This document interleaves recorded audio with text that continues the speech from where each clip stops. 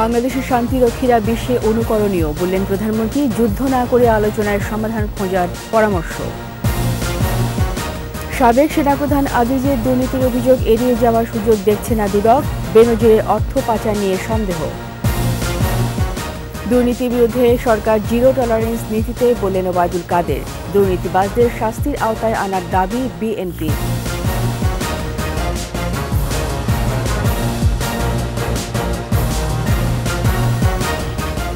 শুনছিলেন first security ইসলামী bank PLC সংবাদ শিরোনাম। আমন্ত্রণ রাতের 21 সংবাদের সাথে আছি আমি রীতা চৌধুরী।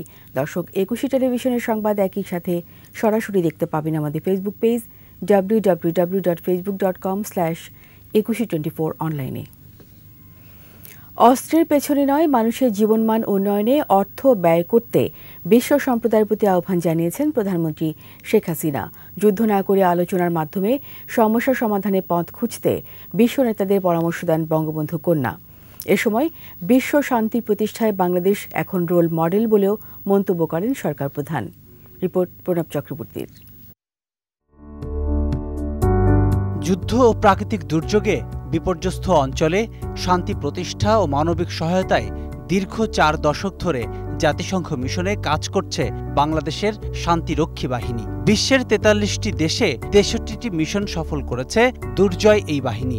শান্তি প্রতিষ্ঠায় নিবেদিত সৈনিকদের মধ্যে 168 জন প্রাণ হারিয়েছেন, আহত হয়েছেন 2 শতাধিক। জাতিসংঘ শান্তিরক্ষা মিশনে অংশগ্রহণকারীদের অসামান্য অবদান স্মরণেই আন্তর্জাতিক জাতিসংঘ শান্তিরক্ষী দিবস। রাজধানীর বঙ্গবন্ধু আন্তর্জাতিক সম্মেলন কেন্দ্রে দিবসটির আনুষ্ঠানিকতায় যোগ দেন প্রধানমন্ত্রী শেখ হাসিনা। 3 জন আহত শান্তিরক্ষীকে সম্মাননা তুলে দেন বঙ্গবন্ধু কন্যা। বাংলাদেশের শান্তিরক্ষীদের গৌরবোজ্জ্বল ভূমিকা তুলে ধরে প্রধানমন্ত্রী বলেন, বিশ্বে শান্তি প্রতিষ্ঠায় বাংলাদেশ এখন রোল মডেল। এই অর্জনের পিছনে রয়েছে আমাদের সশস্ত্র বাহিনী ও পুলিশ বাহিনী টেকসই, পরিশ্রমী, নিবেদিত প্রাণ সদস্যদের মহান আত্মত্যাগ ও অমূল্য অবদান। আমরা জাতিসংঘ শান্তিরক্ষা কার্যক্রমে বাংলাদেশের অংশগ্রহণে 36 বছর উদযাপন করছি। চলমান যুদ্ধ পরিস্থিতি মানবজাতির কল্যাণ বয়ে আনছে না বলে স্মরণ করিয়ে দেন সরকার প্রধান। যারা অস্ত্র তৈরি এবং অস্ত্র প্রতিযোগিতায় এত অর্থ ব্যয় করছে, তাদের কাছে আমার আহ্বান, আমরা শান্তির কথা বলি কিন্তু সংঘাতে লিপ্ত হই কেন? এই যে অর্থ ব্যয় হচ্ছে, এই অর্থ যদি এই যে ক্ষুধার্ত মানুষের আহারের ব্যবস্থা, শিক্ষার ব্যবস্থা, চিকিৎসার ব্যবস্থা করা হতো, তাহলে এই পৃথিবীতে শান্তি প্রতিষ্ঠিত হতো, মানুষের জীবনমান উন্নত হতো, মানুষ সুন্দরভাবে বাঁচতে পারত। যেখানে যাই এই একটা আহ্বানই জানাই, সংঘাত না, যদি কোনো সমস্যা থাকে আলোচনার মাধ্যমে সমাধান করা। পরে ভিডিও কনফারেন্সে বিভিন্ন দেশে দায়িত্বরত বাংলাদেশি শান্তিরক্ষীদের সঙ্গে মতবিনিময় করেন প্রধানমন্ত্রী।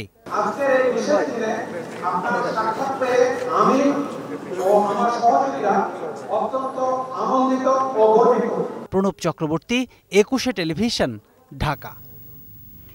সাবেক সেনাপ্রধান আজিজ আহমেদের বিরুদ্ধে দুর্নীতির অভিযোগ এড়িয়ে যাওয়ার কোনো সুযোগ নেই জানালেন দুর্নীতি দমন কমিশন দুদক চেয়ারম্যান মোহাম্মদ মঈনুদ্দিন আবদুল্লাহ। এর আগে সাবেক এই জেনারেলের দুর্নীতির অনুসন্ধান চেয়ে দুদকে অভিযোগ করেছেন সুপ্রিম কোর্টে আইনজীবী সালাউদ্দিন রিগান। তার করা আবেদনের প্রেক্ষিতে দুদক চেয়ারম্যান বলেন, সাবেক সেনাপ্রধান আজিজ আহমেদের বিরুদ্ধে অভিযোগ এসেছে। অভিযোগগুলো যাচাই বাছাই করে সত্যতা পেলে আমলে নিয়ে পদক্ষেপ নেওয়া হবে। আমাদের সব অভিযোগ দেখি, সব যত অভিযোগ আছে সব অভিযোগই আমরা পর্যালোচনা করা হয়, এখানে যেটাও করা হবে, শিডিউলভুক্ত হলে হবে। সাবেক আইজিপি বেনজির আহমেদ বিদেশে অর্থ পাচার করেছেন বলে সন্দেহ করছে দুদক। যুক্তরাষ্ট্র, কানাডা ও সংযুক্ত আরব আমিরাতে বেনজিরের কী পরিমাণ সম্পদ রয়েছে তা জানতে বিএফআইইউ এর মাধ্যমে ওই সব দেশের কাছে তথ্য চেয়েছে সংস্থাটি। আর অনুসন্ধান চলমান রয়েছে জানিয়ে দুদক আইনজীবী বলছেন, বিদেশে তথ্য পেলে পরবর্তী কার্যক্রম শুরু হবে। বিস্তারিত শাকির আলজু রিপোর্টে।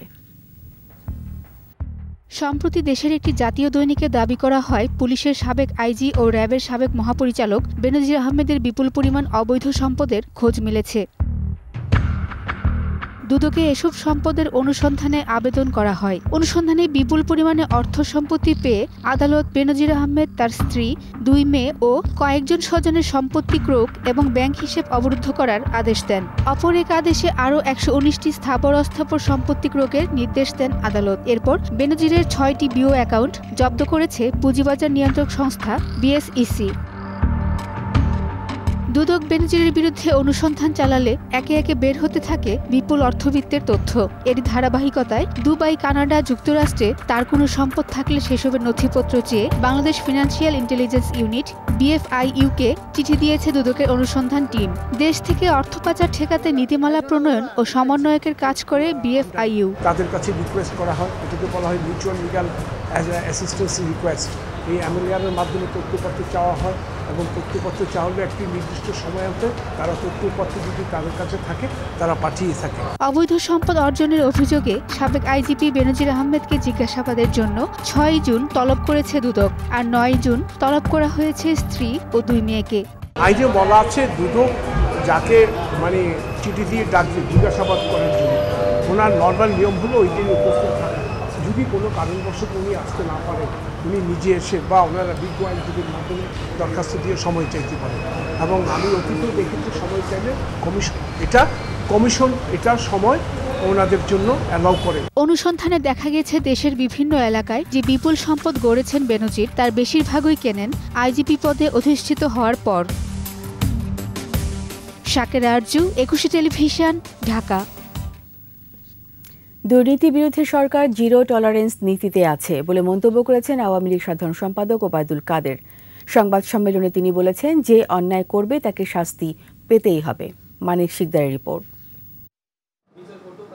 তৃতীয় ধাপে উপজেলা নির্বাচন সহ সমসাময়িক নানা বিষয় নিয়ে ধানমন্ডিতে আওয়ামী লীগ সভাপতির রাজনৈতিক কার্যালয়ে আওয়ামী লীগ সাধারণ সম্পাদকের সংবাদ সম্মেলন।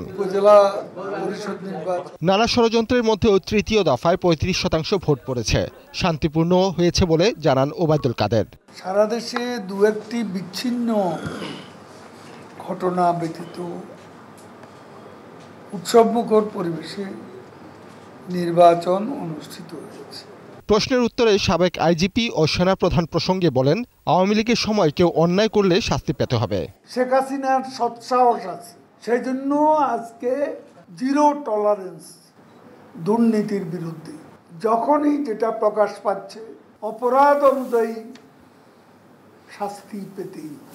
মাঠের রাজনীতিতে ব্যর্থ বিএনপি গলাবাজি আর লিফলেট বিতরণে এসে ঠেকেছে বলেও মন্তব্য করেন আওয়ামী লীগ সাধারণ সম্পাদক। মাঠের আন্দোলনে ব্যর্থ, নির্বাচন ঠেকাতে ব্যর্থ। মানিক শিকদার, 21 টেলিভিশন, ঢাকা। যারাই দুর্নীতির সাথে জড়িত তাদের সবাইকেই শাস্তির আওতায় আনার দাবি জানিয়েছে বিএনপি।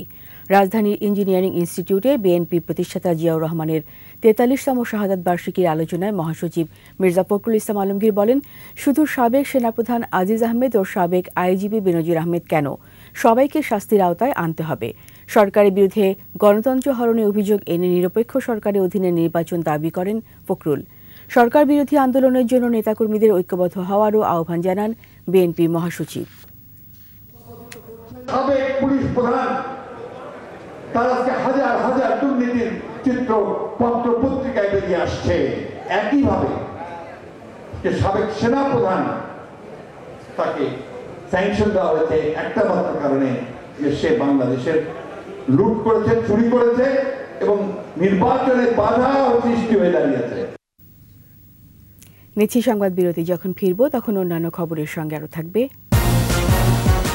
87 উপজেলায় শান্তিপূর্ণ নির্বাচন, 35% ভোট পড়েছে জানালেন সিইসি। আবার আমন্ত্রণ রাতের 21 সংবাদে।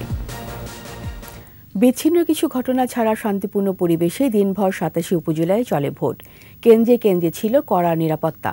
প্রতিনিধিদের সহায়তায় সমর ইসলামের প্রতিবেদন। সকাল থেকে কেন্দ্রের বাইরে ভোটারদের অপেক্ষা। তৃতীয় দফার উপজেলা ভোটের শুরুতে উপস্থিতি কিছুটা কম হলেও বেলা বাড়ার সাথে সাথে বাড়তে থাকে উপস্থিতি।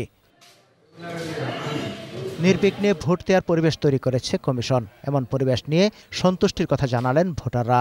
সুন্দর ভোট দিছি, কোনো জায়গায় সমস্যা হয়নি, যারে দেওয়ার দরকার তারাই। প্রথম দ্বিতীয় আমি ভোট দিছি, খুব ভালো সুন্দর ভোট হয়েছে। ভোট দিতে আসার আগে খুব ভয় করছিল যে নতুন জিনিস কি হয়, তো এটা দেখলাম যে এত সহজ যে খুব আনন্দ লাগলো। ভোটের পরিবেশ ভালো জানিয়ে নিজেদের জয়ের কথা জানান অনেক প্রার্থীও। আশা করছি যে ইনশাআল্লাহ ভোটাররা তাদের পছন্দের ব্যক্তি হিসেবে আমাকে বেছে নেবে, মানুষ আমাকে বেছে নেবে বলে আমার বিশ্বাস। তবে রাজশাহীর মোহনপুরে ৫ কেন্দ্রে ও পবা উপজেলায় ১ কেন্দ্রে ২ প্রার্থীর সমর্থকদের মধ্যে সংঘর্ষে আহত হয়েছেন ১৩ জন। চট্টগ্রামের পটিয়ায় একটি কেন্দ্রে হামলা ও ব্যালট ছিনতাইয়ের ঘটনায় ভোটগ্রহণ স্থগিত করা হয়। রংপুর সদর উপজেলার চেয়ারম্যান প্রার্থী ইকবাল হোসেনকে মারধর করার অভিযোগে কেন্দ্রের সামনে অনশন করেন প্রার্থী ও সমর্থকরা। আমি জয়ের ব্যাপারে শতভাগ আশাবাদী। সুনামগঞ্জের দুয়ারা বাজার ভোট কেন্দ্রে দেশীয় অস্ত্র নিয়ে প্রবেশ করায় এক চেয়ারম্যান প্রার্থীর এজেন্টকে ৬ মাসের কারাদণ্ড দেন নির্বাহী ম্যাজিস্ট্রেট। সাতক্ষীরার কলারুয়ায় সুলতানপুর সরকারি প্রাথমিক বিদ্যালয় ভোট কেন্দ্রে সহিংসতার অভিযোগে ৪ জনকে গ্রেফতার করেছে পুলিশ। প্রতিপক্ষের হামলায় আহত হন এক প্রার্থীর সমর্থক নজরুল ইসলাম। নোয়াখালীর কোম্পানিগঞ্জে জোরপূর্বক এজেন্ট বের করে দেয়া, এজেন্ট ফরম ছিঁড়ে ফেলা, কেন্দ্র দখল ও জাল ভোট দেওয়ার অভিযোগ এনে ভোট বর্জন করে পুনরায় নির্বাচনের তফসিল দাবি করেছেন ওবায়দুল কাদেরের ছোট ভাই চেয়ারম্যান প্রার্থী শাহাদাত সহ ৩ প্রার্থী। আমাদের বাড়ি থেকে বাইরে গেছে ভোরবেলা ৬টার লাগে, এগুলো বিভিন্ন কেন্দ্রে ছড়িয়ে গেছে একটা একটা করে। পুলিশের দেশও আছে তাদের মধ্যে, তারা কিন্তু পুলিশ না। এ দফায় চেয়ারম্যান পদে ৩৯৭, ভাইস চেয়ারম্যান পদে ৪৫৬ ও সংরক্ষিত নারী ভাইস চেয়ারম্যান পদে ২৯৯ জন প্রতিদ্বন্দ্বিতা করেন। সুষ্ঠু নির্বাচন করতে পুলিশ আনসারের পাশাপাশি মাঠে কাজ করছে র্যাব, বিজিবি। তৃতীয় ধাপে ১১২ উপজেলার তফসিল হলেও পিরোজপুরের ভান্ডারিয়ায় সব পদে একক প্রার্থী থাকায় সেখানে ভোট হচ্ছে না। নানা কারণে আরও ২ উপজেলায় ভোট স্থগিত হয় আগেই। ঘূর্ণিঝড় রিমালের কারণে স্থগিত করা হয় উপকূলীয় ২২ উপজেলার ভোট। পুরো ১২টা পর্যন্ত যে প্রাপ্ত তথ্য তাতে কোনো কেন্দ্রে ১৬%, কোনো কেন্দ্রে ১৭%, কোনো কেন্দ্রে ২০% এরকম ভোট কাস্ট হচ্ছে মর্মে আমরা প্রাথমিকভাবে জানতে পেরেছি। আর উল্লেখযোগ্য বড় ধরনের কোনো ঘটনা নির্বাচন সংশ্লিষ্ট ঘটেনি। সমার ইসলাম, ২১ টেলিভিশন। তৃতীয় ধাপে ৮৭ উপজেলায় প্রায় ৩৫% ভোট পড়েছে বলে জানিয়েছেন প্রধান নির্বাচন কমিশনার কাজী হাবিবুল আওয়াল। বুধবার বিকেলে ভোট গ্রহণ শেষে আনুষ্ঠানিক ব্রিফিংয়ে সিইসি বলেন, সীমিত পরিসরে কয়েকটি অপ্রীতিকর ঘটনা ছাড়া অবাধ, নিরপেক্ষ ও সুশৃঙ্খলভাবে নির্বাচন সম্পন্ন হয়েছে। আইন শৃঙ্খলা বাহিনীর তৎপরতায় নির্বাচন সফল হয়েছে বলেও জানান সিইসি। তৃতীয় ধাপে নির্বাচনী অনিয়মের অপরাধে একজন সহকারী প্রিজাইডিং অফিসার সহ কারচুপির অপরাধে ৩০ জনকে আটক করা হয়। ২ জনকে দেয়া হয় তাৎক্ষণিক কারাদণ্ড। ভোট গ্রহণের সময় হাতাহাতির ঘটনায় ৬ জন আহত এবং অসুস্থ হয়ে একজন প্রিজাইডিং অফিসার মারা যান। শুধু নির্বাহী প্রশাসন বা পুলিশ প্রশাসন নয়, ভোট গ্রহণকারী যে কর্মকর্তা কর্মচারীগণ ছিলেন তারাও যথেষ্ট পরিশ্রম করে দিনভর, রিটার্নিং অফিসার, ভোট গ্রহণকারী রিটার্নিং অফিসার সহ তারা পেশাদারিত্বের সাথে দায়িত্ব পালন করে আজকের যে নির্বাচন এটাকে সফলতা দিতে সক্ষম হয়েছেন। আমরা এ যাবৎ যে উপস্থিতির তথ্য পেয়েছি 35+- কারণ নিশ্চিত করে বলতে আরও হয়তো ২০-২৫ ঘন্টা সময় লেগে যেতে পারে। গাজায় গণহত্যা নিয়ে প্রামাণ্যচিত্র নির্মাণ ও প্রচার করতে ডয়েচে ভেলেকে আমন্ত্রণ জানিয়েছেন তথ্য সম্প্রচার প্রতিমন্ত্রী মোহাম্মদ আলী আরাফাত। বলেছেন, মানবাধিকারের প্রতি তাদের অঙ্গীকার এবং গণমাধ্যমের স্বাধীনতা যে একপেশে নয় তা প্রমাণ করা উচিত। বিকেলে বাংলাদেশ প্রেস কাউন্সিল পদক প্রদান অনুষ্ঠানের প্রতিমন্ত্রী এসব কথা বলেন। এবছর বিভিন্ন ক্যাটাগরিতে ৬ জন সাংবাদিক ও দৈনিক ভোরের কাগজকে পদকসহ সনদ তুলে দেন তথ্য প্রতিমন্ত্রী। এ সময় মোহাম্মদ এ আরাফাত বলেন, গণমাধ্যম সরকারের সহায়ক শক্তি। গঠনমূলক সমালোচনা করলে তা স্বাগত জানানো হবে উল্লেখ করে প্রতিমন্ত্রী বলেন, অপতথ্য মিথ্যাচার রুখে দেয়া সবার দায়িত্ব। ডয়েচে ভেলে যে তথ্যচিত্র নির্মাণ করেছে তা উদ্দেশ্যমূলক বলেও মন্তব্য করেন তথ্য প্রতিমন্ত্রী। ডয়েচে ভেলে বা যে কোনো প্রতিষ্ঠান বা সংবাদ সংস্থা তারা যদি তাদের কোনো সৎ অঙ্গীকার থেকে মানবাধিকারের প্রতি তাদের কোনো সৎ অঙ্গীকার বা অনেস্ট কমিটমেন্ট থেকে কোনো কাজ করে, রিপোর্টিং করে, ডকুমেন্টারি করে, আমি সেগুলোকে অ্যাপ্রিসিয়েট করব, স্বাগত জানাবো। এরই সাথে শেষ করছি রাতের ২১ সংবাদ। যাবার আগে ফার্স্ট সিকিউরিটি ইসলামী ব্যাংক পিএলসি সংবাদ শিরোনামগুলো আরও একবার। বাংলাদেশের শান্তিরক্ষীরা বিশ্বে অনুকরণীয় বললেন প্রধানমন্ত্রী, যুদ্ধ না করে আলোচনার সমাধান খোঁজার পরামর্শ। সাবেক সেনাপ্রধান আজিজের দুর্নীতির অভিযোগ এড়িয়ে যাওয়ার সুযোগ দেখছে না দুদক, বেনজিরে অর্থ পাচার নিয়ে সন্দেহ। দুর্নীতির বিরুদ্ধে সরকার জিরো টলারেন্স নীতিতে বললেন ওবায়দুল কাদের, দুর্নীতিবাজদের শাস্তির আওতায় আনার দাবি বিএনপির।